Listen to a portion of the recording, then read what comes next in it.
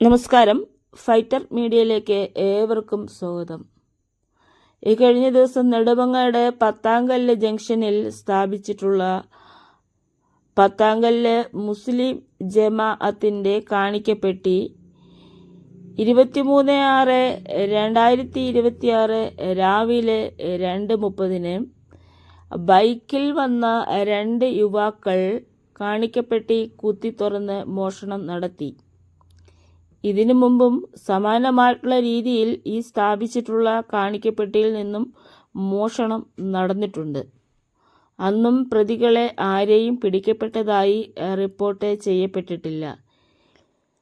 ഈ മോഷണവുമായി ബന്ധപ്പെട്ട് CCTV ദൃശ്യങ്ങളുടെ സാന്നിധ്യത്തോടെ പോലീസ് അധികാരികൾ മോഷ്ടാക്കളെ ഉടൻ പിടികൂടണമെന്നാണ് Muslim League Nedumangad municipal committee president Nedumangad M. നസീറും ജനറൽ സെക്രട്ടറിയായ പുലിപ്പാറ യൂസുഫും ആവശ്യപ്പെട്ടു. ഫൈറ്റർ മീഡിയയ്ക്ക് വേണ്ടിയിട്ട് റിപ്പോർട്ട് ചെയ്തത് സരിജ സ്റ്റീഫൻസൺ, തിരുവനന്തപുരത്ത് നിന്ന്.